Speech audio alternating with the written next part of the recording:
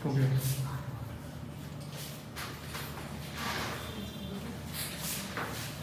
जी बच्चों, let us start the new chapter precious writing. एक ही दिन का, एक ही क्लास का मतलब चैप्टर है, ठीक है। अभी शुरू होगा और एक ही क्लास में खत्म हो जाएगा। सिंपल सा है, करें स्टार्ट। मेल राइटिंग तो सबको आ गई ना, ठीक से, अच्छे से, संडे को पता चलेगा। चलो देखो, प्रेसिज राइटिंग, प्रेसिज का मतलब क्या होता है? नहीं पता? अच्छा, जो ये प्रेसिज वर्ड है ना, ये आपका मैम इसके ई के ऊपर ये क्या हुआ? ई के ऊपर ये, तो इसको यही लिखो, ठीक है। देखो, एक फ्रेंच वर्ड है, कौन सा वर्ड है? बस बातें नहीं हो, फ्रेंच वर्ड है प्रेसिज, ये वाला जिसके ऊपर ये लगा हुआ है ना तुम्हारा, जो तुम बोल रहे हो, ठीक है। ये वर्ड है फ्रेंच वर्ड, जिसका मीनिंग क्या होता है? प्रिसाइज करना। प्रिसाइज करने का मतलब तो पता होगा, मालूम है? छोटा करना। प्रिसाइज करना मीन्स शॉर्ट करना, है ना। तो यानी कि मैं इसको ऐसा लिख सकती हूँ, प्रिसाइज करने का मतलब होता है shortening of a text, shortening of a text in one's own words। कहने का मतलब, मान लो आपको कोई पैराग्राफ गिवन है, क्या गिवन है? एक पैराग्राफ गिवन है, उसको शॉर्ट करना है आपने, मींस मेन आइडिया निकाल कर देना है आपने उसमें से कि वो पैराग्राफ किस बारे में बात कर रहा है, कहना क्या चाहता है, ठीक है। कहते हैं ना, किसी चीज का कंक्लूजन निकालो, निचोड़ निकालो। इतना बड़ा पैराग्राफ दिया हुआ है, उसमें कुछ एडवांटेजेस दी हुई हैं, कुछ डिसएडवांटेजेस दी हुई हैं, उसके कैरेक्टरिस्टिक्स गिवन हैं, लेकिन अल्टीमेटली क्या चीज है वो, उसको लिखना, वो क्या होता है आपका प्रेसिज राइटिंग। तुम कहोगे कि मैम फिर समरी क्या होता है? सेम है, बताओ बच्चों। उसमें भी तो यही करते हो आप, एक पैराग्राफ बहुत बड़ा लिखा हुआ है, अगर उसको छोटा सा एक्सप्लेन करना है तो आप उसकी क्या बनाते हो? समरी। तो फिर समरी राइटिंग चैप्टर क्यों नहीं बनाया है ये? बताओ। कुछ तो ऐसा लिखते हैं ना, और समरी में पैराग्राफ लिखते हैं, इसमें पॉइंट्स नहीं लिखेंगे, इसमें भी पैराग्राफ ही लिखेंगे,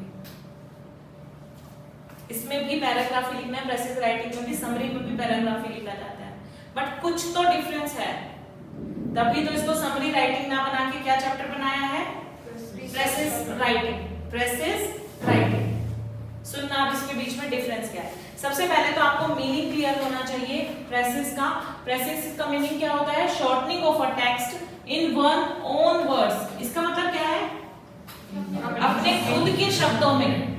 अब पैराग्राफ लिखा हुआ है, उसमें बहुत सारी चीजें राइटर की यूज हुई होंगी, राइटर ने अपना व्यू रखा होगा, आप उसको अपने शब्दों में एक्सप्लेन करोगे, लेकिन राइटर का व्यू चेंज नहीं करना। जैसे मान लो राइटर ने कोई ऐसी बात लिखी जिसके फेवर में जा रहा है वो, आपने पूरा पैराग्राफ पढ़ा, आपको लगा नहीं ये पैराग्राफ राइटर के हिसाब से ठीक होगा, पर मुझे ठीक नहीं लग रहा, मुझे ठीक नहीं, तो क्या प्रेसिज आप अपने व्यू में लिख सकते हो? नो। प्रेसिज में आपके खुद का जो आइडिया आपके अंदर आ रहा है उसकी कोई वैल्यू नहीं है। आपको प्रेसिज कैसे लिखना है? जैसा राइटर का व्यू है। राइटर अगर कहता है ना कि काऊ उड़ सकती है, तो आपको प्रेसिज में काऊ को उड़ाना है, भले ही लॉजिकल ना हो। आ रही है मेरी बात समझ? समरी में क्या होता है? अभी दोनों में डिफरेंस बता रही हूँ, ठीक है। दोनों में डिफरेंस अभी मैं बता रही हूँ, 3 पॉइंट बनाऊंगी पूरे डिफरेंस के, उसमें आराम से क्लियर हो जाएगा, ठीक है। अपने शब्दों में शॉर्ट करना टेक्स्ट को, लेकिन राइटर का व्यू चेंज नहीं होना चाहिए। जैसा वो बात कहना चाहता है वही की वही बात आपको लिखनी है। क्लियर है? बढ़े आगे। चलो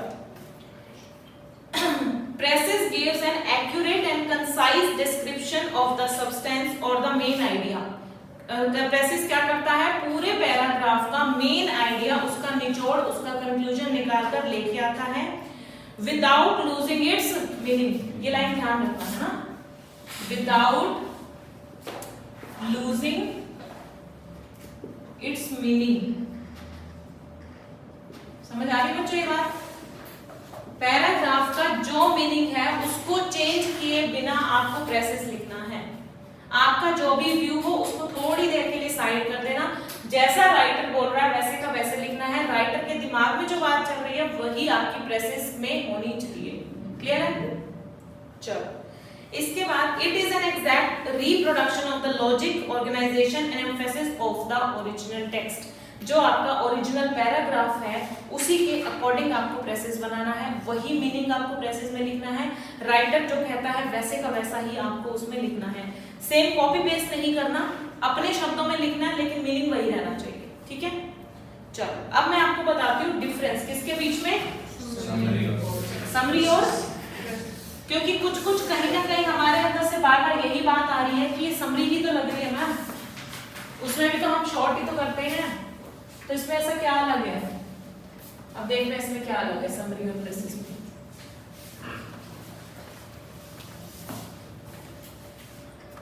यहां मैं लिख रही हूं प्रेसिस,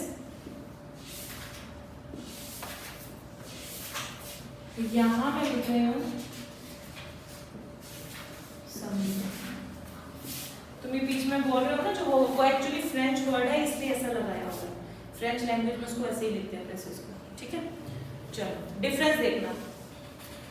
समरी को जनरली हम प्रेसिस की फॉर्म में यूज कर लेते हैं, लेकिन फिर भी इसमें कुछ डिफरेंस है। वो डिफरेंस क्या है? First and the most important difference is that precis is a brief piece of writing such as report, article or chapter from a book. क्या है ये?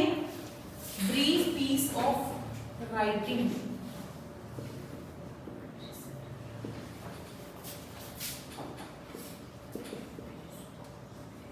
ब्रीफ का मतलब समझते हो? छोटा, या इसको हम बोलते हैं संक्षेप में, ऐसा बोलते हैं। देख लेना ऐसे ही लिखते हैं ना, हाँ संक्षेप में, है ना, छोटे रूप में। ब्रीफ पीस ऑफ राइटिंग को हम क्या बोलते हैं? प्रेसिस। लेकिन समरी क्या है? Short account of longer piece of work, short account of longer piece of work. ठीक है? जैसे आपने एक रिसर्च की, आपने क्या की? एक रिसर्च की किसी भी प्रोडक्ट के ऊपर।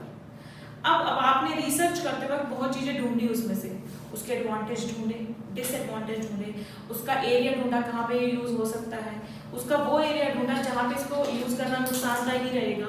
ठीक है? तो रिसर्च में तो आप सारे पॉइंट्स कंसीडर करते हो, लेकिन जब आप रिसर्च की रिपोर्ट देते हो जिसको हम बोलते हैं थीसिस, क्या बोलते हैं? Thesis writing. सुना है आपने कभी? जो लोग पीएचडी करते हैं ना वो यही करते हैं, पीएचडी करते हैं जब, तो वो उनको एक पर्टिकुलर एक चीज पर रिसर्च करनी होती है, अपनी खुद की बहुत चीजें ढूंढनी पड़ती है और लास्ट में आके एक थीसिस तैयार करनी पड़ती है। वो थीसिस क्या होती है? जितनी आपने इतनी बड़ी इतने सालों में जो रिसर्च की है उसको एक पेपर पर उतारना। आ रही है मेरी बात समझ? उसको एक पेपर पर उतारना। तो क्या आप पूरी रिसर्च को डिटेल में लिखोगे? नहीं, वो तो आपने अपना प्रोसीजर कर लिया, लेकिन उस प्रोसीजर से आपने निकाला क्या, उसको हम बोलते हैं थीसिस राइटिंग। तो थीसिस राइटिंग क्या है? समरी है।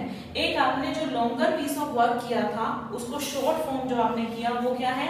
समरी। लेकिन ये क्या है? राइटिंग का ब्रीफ पीस है। जैसे मैं अगर इसके एग्जांपल लिखना चाहूं तो रिपोर्ट लिखना, और क्या साथ में लिखना? आर्टिकल लिखना। और यहाँ पर मैं एग्जांपल अगर लिखना चाहूँ तो यहाँ पर थीसिस राइटिंग हो सकती है, नोवेल भी हो सकता है आपका। ठीक है? तो यहाँ पर रिपोर्ट और आर्टिकल, रिपोर्ट के बारे में क्या हुआ, जो भी पूरी हुई थी, ठीक है, उसके बारे में आपने डिटेल में लिखा, ब्रीफ उसका दे दिया। ऐसे ही आर्टिकल लिखना, किसी भी एक टॉपिक आपको दे दिया उसके ऊपर आर्टिकल लिखना है आपने, वो लिख दिया छोटे रूप में, वो होगा आपका प्रेसिस। ये भी बहुत बड़ा डिफरेंस नहीं दिख रहा होगा आपको, ऑलमोस्ट सेम से दिख रहे होंगे। एक और डिफरेंस बताऊंगी, उसमें और भी ज्यादा क्लियर होगा। Secondly, the presses follow the order and proportion of the material in the original. आपको एक पैराग्राफ, ओरिजिनल पैराग्राफ दिया हुआ होगा, जिससे आप क्या तैयार करोगे, ये आपका पैराग्राफ है इतना बड़ा, ठीक है, ये पैराग्राफ है। इसमें ना कुछ ऑर्डर में जो चीजें लिखी पड़ी हैं, पहले ये, फिर दूसरे नंबर पे ये, फिर थर्ड नंबर पे ये, फिर फोर्थ नंबर पे ये। तो जब आप इसको छोटा रूप करोगे ना, तो वो ऑर्डर और सीक्वेंस वैसी की वैसी रहनी चाहिए। क्लियर है बच्चों? जिस ऑर्डर में बड़े पैराग्राफ में बात की गई है, प्रेसेस में जब छोटा करोगे तो उसी ऑर्डर में ही बात करोगे। यानी कि ये चीज नीचे नहीं आ सकती और ये चीज ऊपर नहीं जा सकती। मतलब मैम हमने अब तक जो ये आर्टिकल रिपोर्ट की समरी लिखी है, वो समरी नहीं थी, वो प्रेसेस ही था एक तरीके से, और ये समरी अलग ही होती है। ठीक है, अभी ये जो दो डिफरेंस हो रहे हैं ना, इससे क्लियर हो जाएगा कि समरी क्या है और ये क्या है, प्रेसेस। तो ध्यान रखना, जो ओरिजिनल पैराग्राफ है उसका जब हम शॉर्ट रूप करेंगे तो ऑर्डर वही रहेगा, तो प्रेसेस है। लेकिन समरी में ऐसा कोई ऑर्डर फॉलो नहीं होता, ठीक है। समरी में ऐसा पॉसिबल है, जैसे यहाँ पर इन्होंने शुरुआत की थी किसी भी कोरोना वायरस से लेकर, चलते हैं इस टॉपिक को उठाते हैं। कोरोना वायरस टॉपिक पे आपको एक पैराग्राफ गिवन है, ठीक है। सबसे पहले इन्होंने यहाँ पर लिखा था कि ये बीमारी आई कब थी, ठीक है।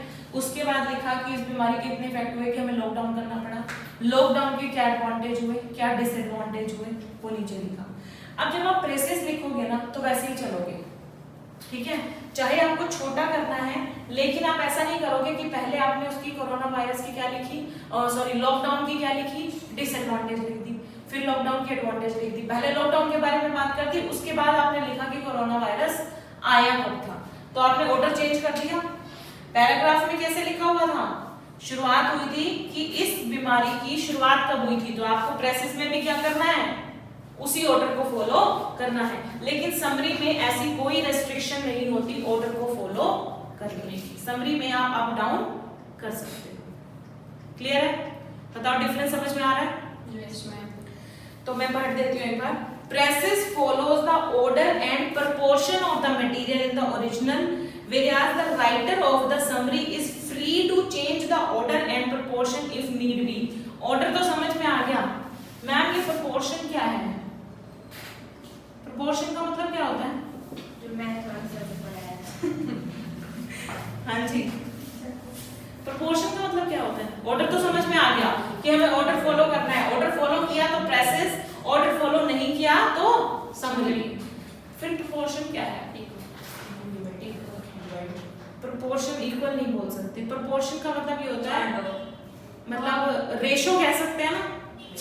सर ने इक्वल बताया था कल। हाँ वही रेशो, रेशो को हिंदी में अनुपात बोलते हैं।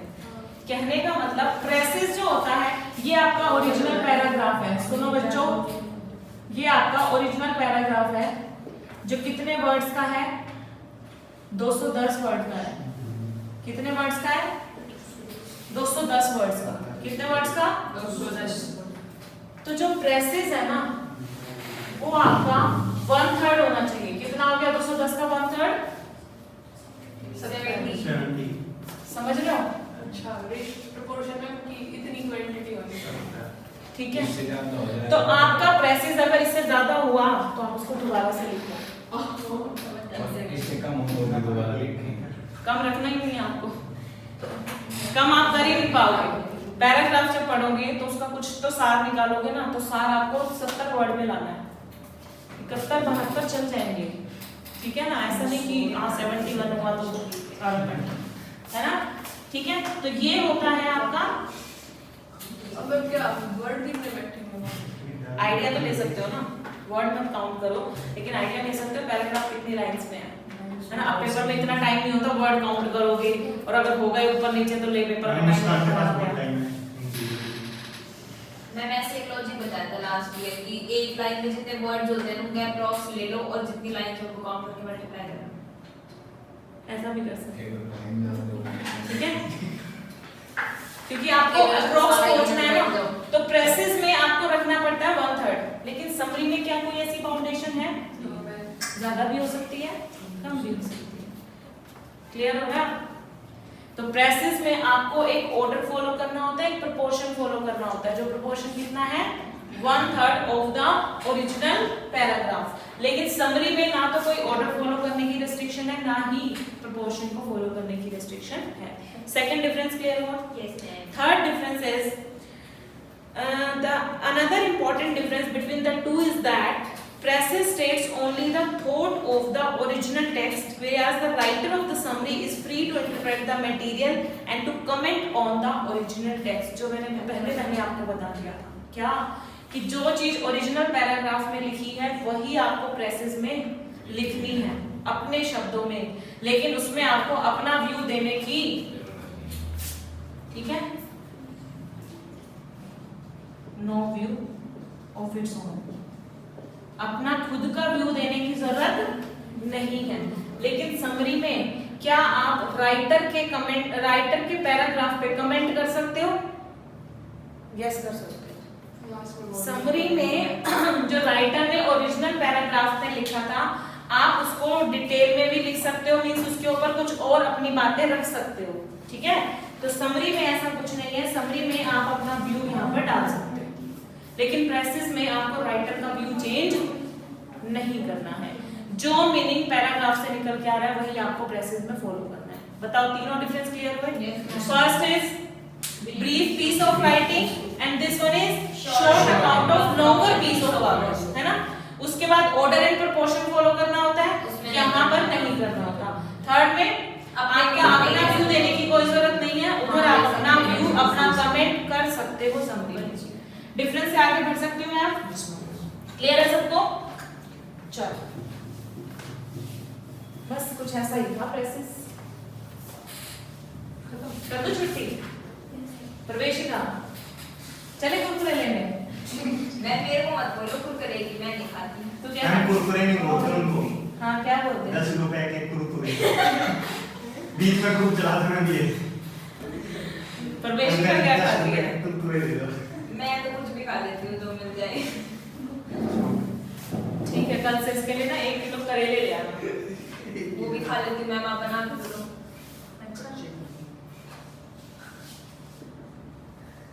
अब नीम के पत्ते या कोई गोलगप्पे भी खाता है वैसे। कौन खाता है? पूछ लो। प्रवेशिका ही खाती है। क्या क्या मैम ये तो पेड़ के और पत्ते नहीं नहीं खाते ये छोड़ती। बताओ। मैंने तो जब मैं स्टार्टिंग में क्लास में आई थी प्रवेशिका कोई देखा था गोलगप्पे खाते हुए। एक मैम, आपने एक चीज भी भी लेके देखी? गई थी जबरदस्ती। मैम पेड़ के पत्ते खाते हुए देखा? मैम देखना आज। Qualities of a good presses. आप एक अच्छा प्रेसेस तैयार कर सको उसके लिए क्या क्या क्वालिटीज होनी चाहिए? सुनना सारी सी से हैं। सिर्फ एक ही ओ से है, ओ सी, ठीक है। चले कितने सी है? 5 सी। मैं शुरुआत में से लिख देती हूँ, ठीक है। बस प्रवेशिका मैम गिनती भूल गई थी, गिनती लास्ट में मैं डाल देती हूँ, याद रह जाएंगे।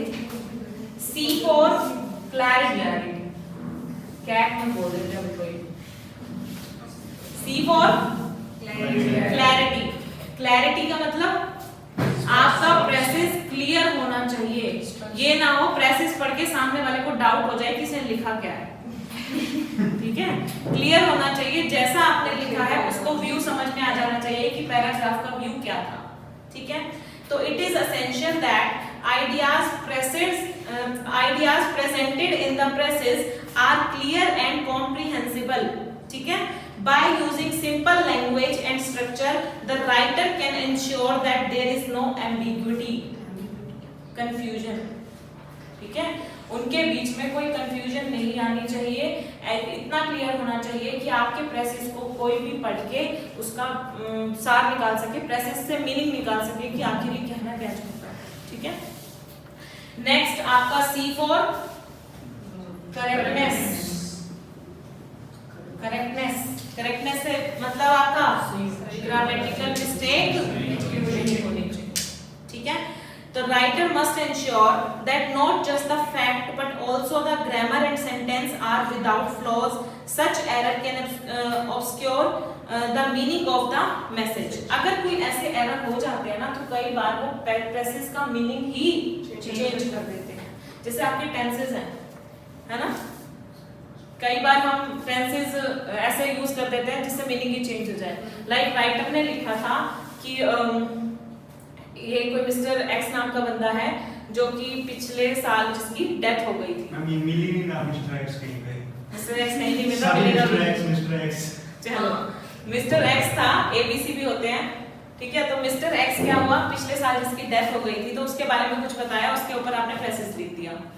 अब बच्चे ने क्या किया, पेन्स आते नहीं थे, ठीक है, तो ऐसे लिख दिया उसने mister X will die in coming year, है ना, कुछ इस तरीके से उसने टेंसेस यूज कर दिए। अब बताओ मीनिंग चेंज हुआ। राइटर क्या कह रहा था कि वो मर चुका है और हम क्या कह रहे हैं कि वो मरेगा अभी। नहीं मैम ये होगा mister X will die in previous year, है ना, ठीक है। तो ध्यान रखना आपकी ग्रामेटिकल मिस्टेक नहीं होनी चाहिए, साथ ही साथ राइटर का व्यू आपको करेक्ट लेके चलना है जैसा लड़का लक्ष्य था। हाँ वो लड़का लक्ष्य था। वो लड़का लक्ष्य था। चलो नेक्स्ट होता है आपका C4 कोहेरेंस, ठीक है। कोहेरेंस इसका मतलब क्या होता है, सिस्टमैटिक एंड लॉजिकल कनेक्शन, जिसको हम बोलते हैं कंसिस्टेंसी। सिस्टमैटिक एंड लिख लो आप साथ में, याद कई बार याद नहीं रहता। Systematic and logical connection. Consistency समझते हो,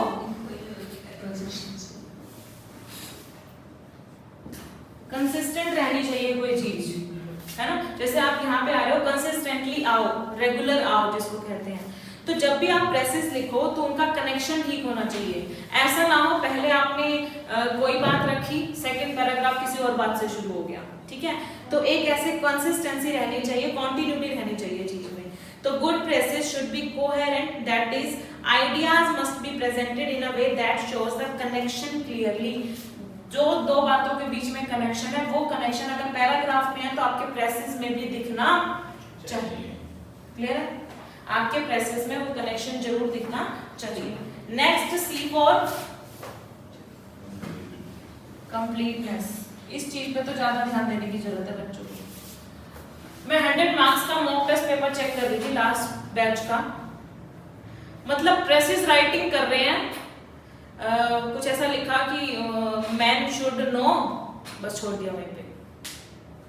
अब मैं आगे क्या देखूं कि पेपर छूट गया है, टाइम नहीं था या इतना ही आता था, कुछ तो बताओ। मैंने ऐसे क्वेश्चन मार्क करके 0 नंबर दे दिए। मतलब वो नीचे लिख के है कि पेपर छूट गया है। मतलब ये क्या तरीका है, ऐसे ब्लैंक लाइन छोड़ देना, या तो उसको पूरा करो या शुरुआत ही मत करो। एक आप तो दिए होंगे। कई बार ऐसा हो जाता है कि पेपर खिंच जाता है, फिर उसमें रह जाता है। होता है। अब ऑनलाइन में तो वो सीन भी नहीं था, ऑनलाइन में तो वो भी सीन नहीं था। वो ज्यादा सही रहता है, छिपने वाला इसमें तो नंबर ही कट जाते हैं 10-10%। 0 ही दे दी। तो उसे कुछ लिखा ही नहीं तो मैं इसमें क्या दूं बताओ। ये तो लाइन नहीं दी। अरे सिर्फ मैन शुड नो लिखा बस इसने ही देखा। ठीक है, तो आगे कुछ तो ऐसी बात लिखो जो सामने वाले को समझ आ जाए। अगर आप किसी क्वेश्चन की शुरुआत कर रहे हो तो एक लाइन में भी आप 3 नंबर देते हैं। 3 वर्ड्स में क्या नंबर देती, लाइन तो छोड़ो, 3 वर्ड्स के क्या नंबर देती मैं। तो कंप्लीटनेस का मतलब आपका जो प्रेसेस है वो पूरे पैराग्राफ का मेन समरी को कंप्लीट करे। ऐसा ना हो पैराग्राफ में से कुछ छोड़ना भी नहीं चाहिए, समझ रहे हो, छूटना भी नहीं चाहिए। अब मेरी बात सुनना मेरी बात 1 मिनट। पैराग्राफ दिया हुआ है आपको, आप सबसे पहले क्या करोगे, इसको रीड करेंगे 1 टाइम, नहीं समझ में आया सेकंड टाइम फिर से रीड करेंगे। ऐसा मत कहना अभी भी दिया है 3rd टाइम पे, मतलब चलता ही जाएगा तो पेपर का टाइम भी खत्म हो जाएगा। ठीक है, रीड करने के बाद एक बार में नहीं आया दूसरी बार फिर से रीड करो। ठीक है, उसमें से जितनी भी आपकी अननेसेसरी चीजें हैं, कैसी चीजें हैं, उनको क्या करते चलो, अंडरलाइन।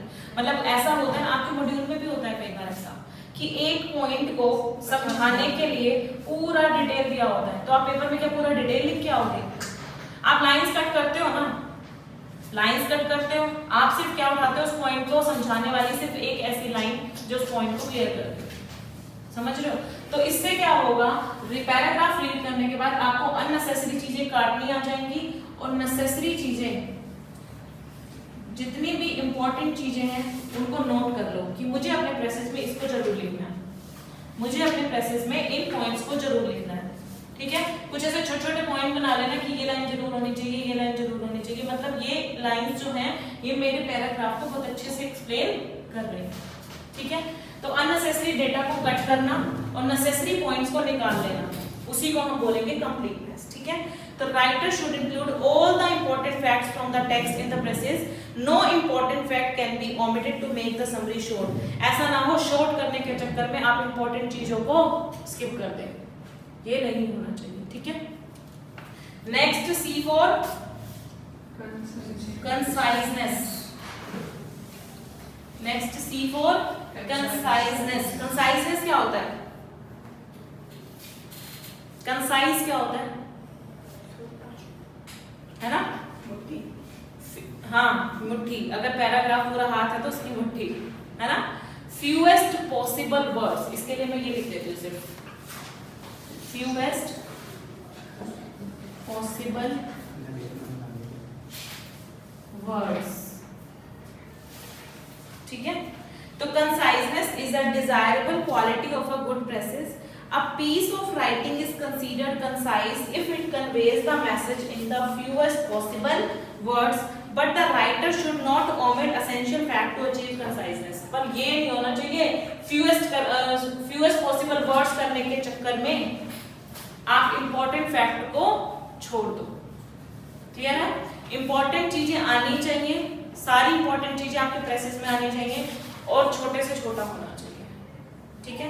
अभी देखना है कि एग्जांपल में ये पहले रफ ड्राफ्ट करेंगे, रफ ड्राफ्ट इनका 80 वर्ड्स का चला गया था, इनको लाना था 66 पे, फिर इन्होंने कम किया, तो दिखाऊंगी अभी कैसे कम किया। अच्छा मैम ये बता मतलब क्वेश्चन आया उसमें बता के रखेंगे इतने वो है इतने वर्ड्स हैं, अंदाजा आइडिया ले सकते हो। मैं अगर 70 से कम हो गए तो मतलब कि 1/3 से कम हो गए तो चल जाएगा, ज्यादा नहीं होना चाहिए बस भाई 4-5 वर्ड्स का चल जाता है, ठीक है ना? बहुत ज्यादा कम नहीं होना चाहिए। ऑब्जेक्टिविटी, ऑब्जेक्टिविटी क्या होता है? ऑब्जेक्टिव होना, मेन पर्पस, पक्षपात रहित होना चाहिए।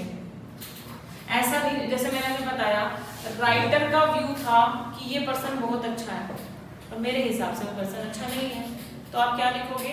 राइटर का व्यू, है ना? आप जस्ट बिकॉज कि वो आपका पर्सन रिलेटिव है, ऐसा क्या हुआ कि राइटर को एक पर्सन अच्छा नहीं लगता था, वो पर्सन मेरा रिलेटिव था, वो पर्सन मेरा रिलेटिव था, तो मुझे तो अच्छा लगता है, तो आप राइटर की बात को काटोगे नहीं बिकॉज वो आपका रिलेटिव है, तो आप बायस नहीं होगे। बायस ना होने का मतलब अनबायस्ड व्यू, ऐसे भेदभाव नहीं करोगे। बायस्ड होता है भेदभाव करना, तो अनबायस्ड क्या हुआ? भेदभाव ना करना।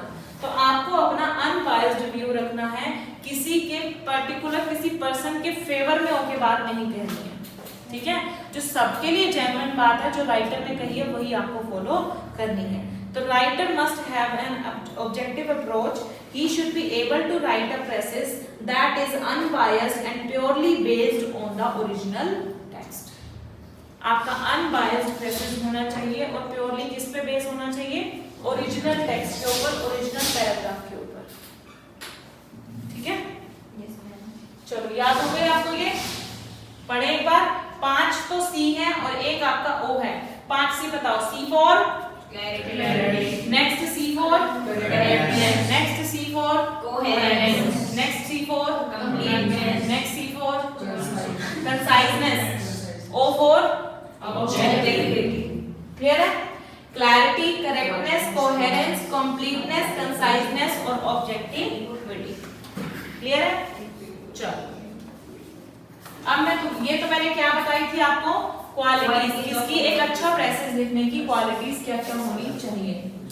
अब मैं आपको बताऊंगी प्रोसीजर, प्रेसेस लिखते कैसे हैं।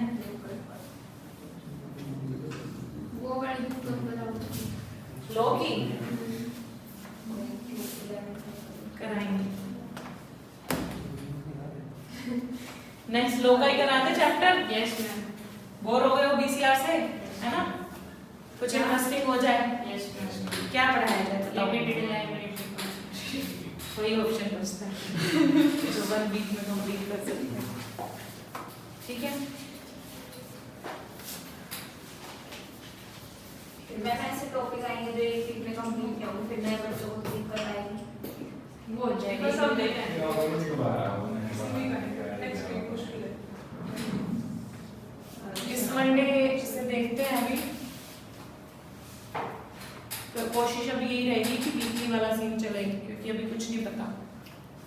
कल सर रिजल्ट की बात करते हैं, बच्चे आएंगे, आप देखना। क्या अब कम बच्चे हैं।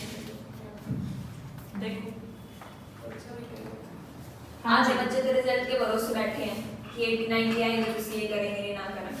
नहीं तो नहीं करेंगे, है मेरी क्लास में बच्चे हैं, हैं ऐसे। रिजल्ट के भरोसे बैठे आधे हैं। रिजल्ट के बाद यहाँ से जाएंगे। अच्छा रिजल्ट आया ना तो सीए करेंगे और वो ये सोच रहे होंगे अभी 2-3 तो महीने पूरा- नहीं, 2-3 हरियाणा- एक महीना मिला है इसको रोज करें। ठीक। मौज नहीं कर जाएगी मुझे शायद। चलो, प्रेसेस राइटिंग प्रोसीजर कैसे आपको स्टार्ट करना है। सबसे पहले step 1, read the passage. Step 1 में आप क्या करोगे,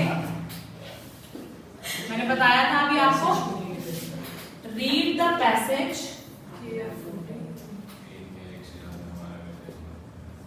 एक बार समझना है तो दूसरी बार फिर पढ़ना। Read the passage carefully more than once if so required. More than once if so required. First requirement of the writer is to understand the text well enough to extract its central or main idea. आपको read करने की जरूरत क्यों पड़ रही है, क्योंकि आपको उसमें से मेन आइडिया एक्सट्रैक्ट करना है। क्लियर हो रहा है? Yes ma'am. अच्छा, सेकंड स्टेप क्या होना चाहिए। अब आपने पढ़ लिया, अब आपको पता चल गया होगा कि क्या इंपॉर्टेंट है क्या इंपॉर्टेंट नहीं है। जब आपको मीनिंग पता चल गया तो आप निकाल सकते हो ना। तो यानी कि अब आप डिसाइड कर रहे हो सेकंड स्टेप में कि व्हाट फैक्ट्स या फिर आइडियाज आर एसेंशियल, ठीक है, which is to be included in the precis. तो डिसाइड करना है आपको कि व्हाट फैक्ट्स और ideas are essential and what are non essential, है ना। नॉन एसेंशियल वाले को एक्सक्लूड कर दो अपने प्रेसेस में से और इनको हमने अपने प्रेसेस में एंटर करना है, ठीक है। तो it is a good idea to underline the important terms and ideas. आप बुक में भी ऐसा करते हो ना, जैसे ही मैंने बुक में आपको कुछ पढ़ाया तो आप क्या करते हो कि जो मेन आपका आइडिया होता है उस टेक्स्ट का, उस पैराग्राफ का, उसको आप अंडरलाइन करते हो कि हाँ मुझे ये लाइन इंपॉर्टेंट लग रही है, इसको अंडरलाइन कर लो, मुझे ये लाइन इंपॉर्टेंट लग रही है, इसको अंडरलाइन करो। करते हो ना, सेम यहाँ पर करना है आपको, ठीक है। Third step number 3, select a suitable title. Select a title. क्या होता है बच्चों?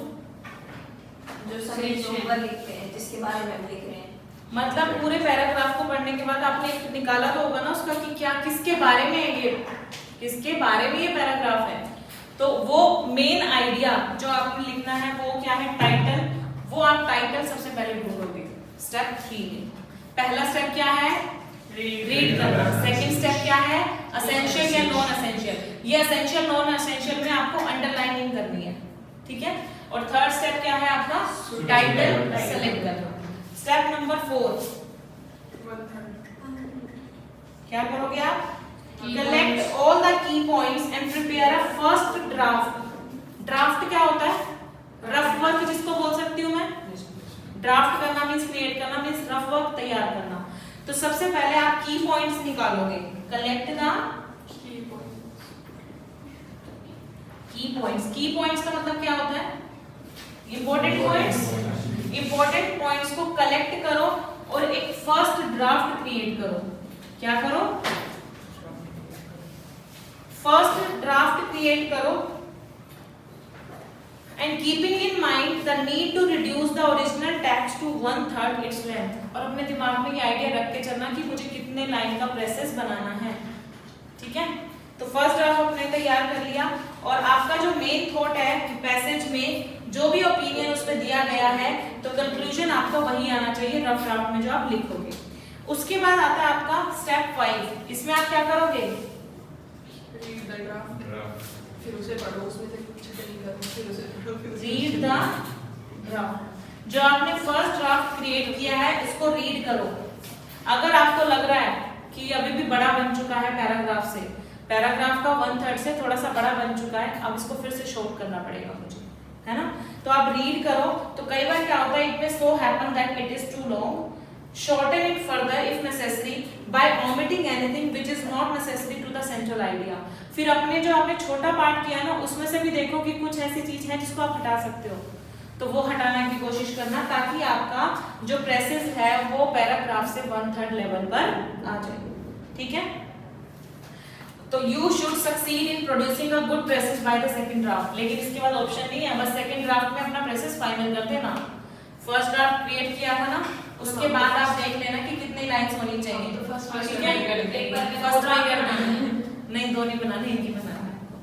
ठीक है, ये स्टेप है आपके प्रेसेस राइटिंग के, लेकिन पेपर में आपको टाइम भी नहीं होगा कि आप फर्स्ट ड्राफ्ट बनाओगे फिर उसके बाद फिर से सेकंड ड्राफ्ट बनाओगे। ठीक है, आपको एक फाइनल ड्राफ्ट तैयार करना है जो पहले से ध्यान रखना शॉर्ट ही होना चाहिए। तो आपको पीछे आप रफ वर्क जो करते हो वहां तो तैयार कर सकते हो ना ये चीज, ये लाइनें लिखूंगी मैं, इतनी लाइन में मेरा हो जाएगा। की पॉइंट्स पे लिख लोगे तो आइडिया लग जाएगा कि मेरा इतना प्रेसेस बन रहा है। ठीक है, चलो स्टेप नंबर 6।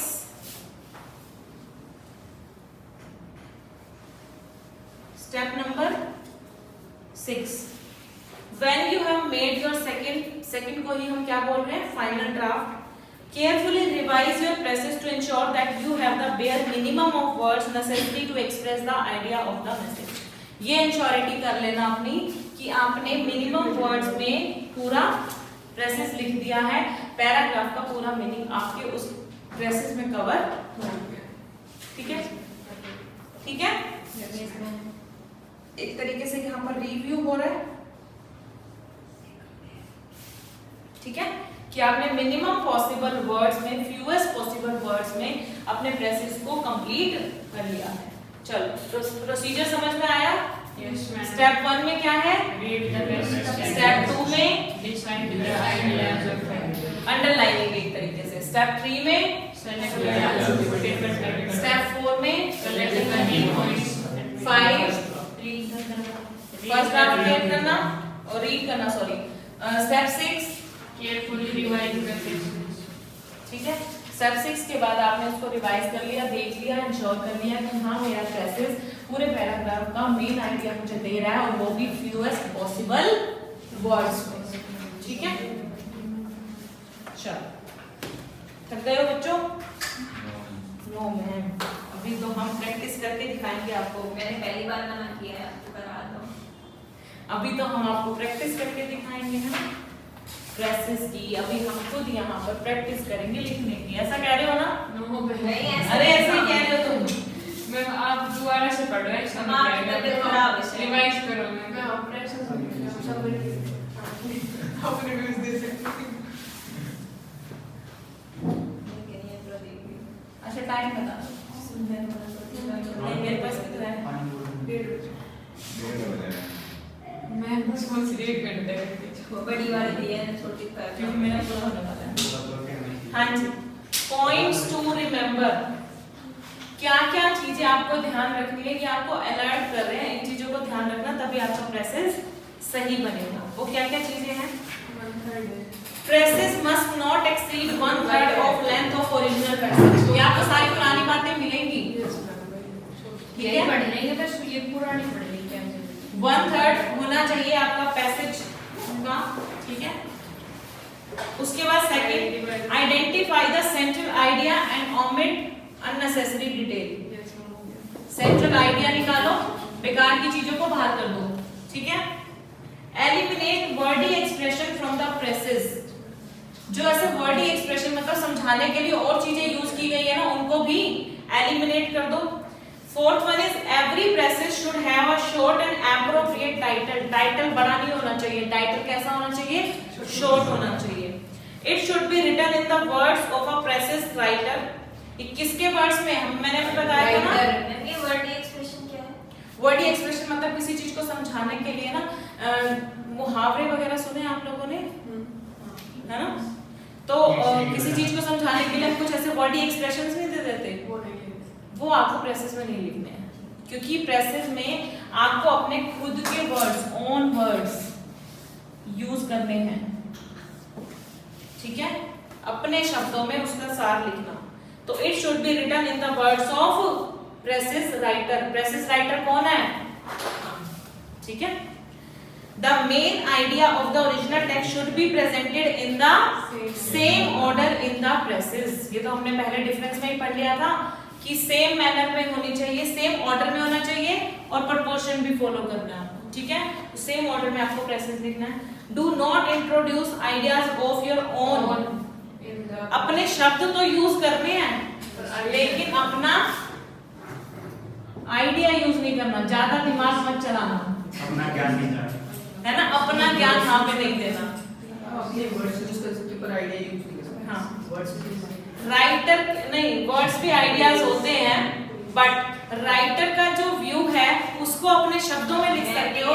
राइटर के व्यू को चेंज करके अपना व्यू अपने शब्दों में नहीं लिख सकते। मैंने कहा 3 बजे तक पढ़ना है तो ये 3 बजे तक पढ़ना ही है। हाँ, इसको चेंज नहीं कर सकते। चेंज नहीं कर सकते। अब आप इसको अपने शब्दों में चाहे हंस के लिखो चाहे रो के लिखो कि 3 बजे तक वाव पढ़ना है। एक तो ऐसे कहेगा और एक कैसे कहेगा?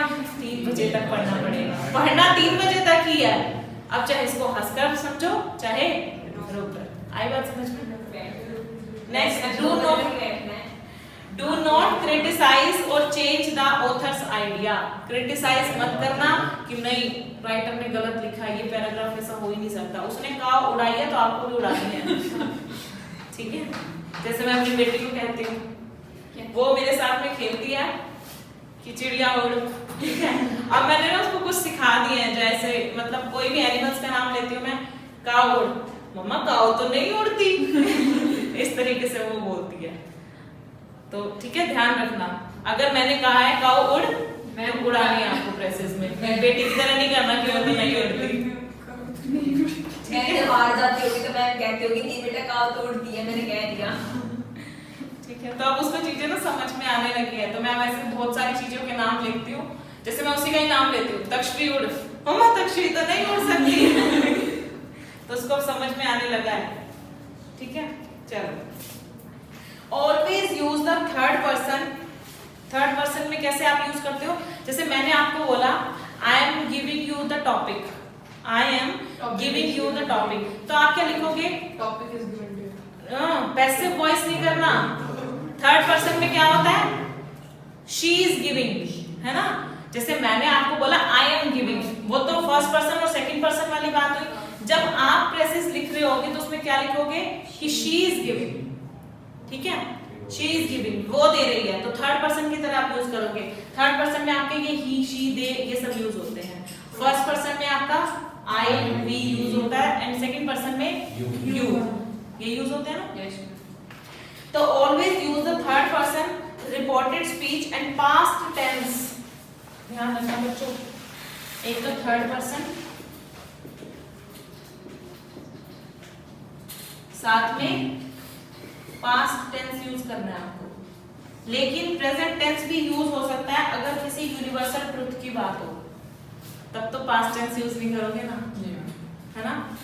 सन rises in the east, sun rises in the east, यही है ना यूनिवर्सल ट्रुथ। अब बताओ इसको पास्ट में कन्वर्ट करके देखो कैसा लगेगा। उगता था, है ना? इतनी इंग्लिश नहीं आती, मैं आप आगे बढ़ो।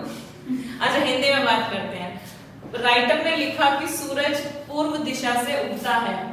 आप अगर मान लो पास्ट यूज कर दोगे तो क्या लिखोगे आप?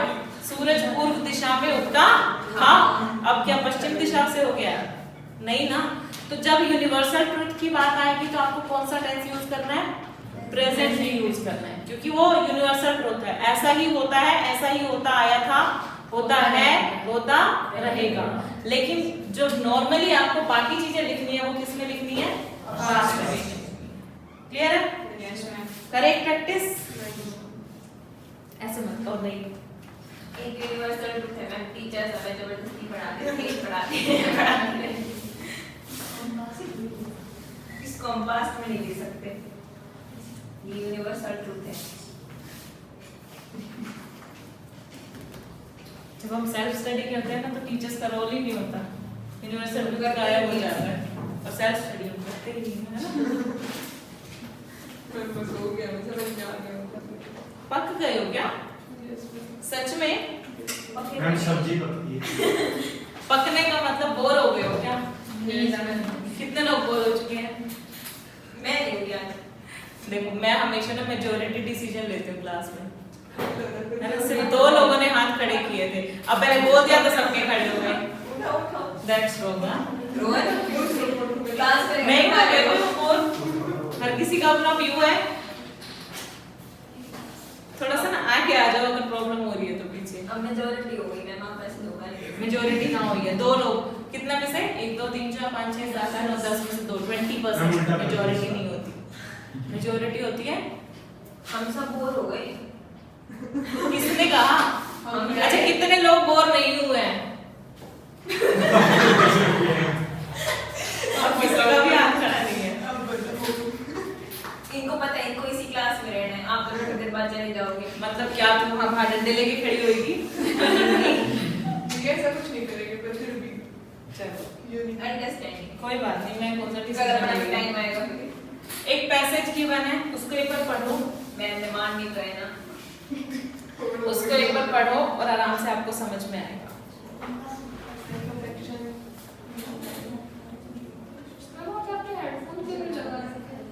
आसर लाइट सर वो ही है। हो गया, हमें 4 के देना पड़ेगा। बहुत कर दो। 360 प्लस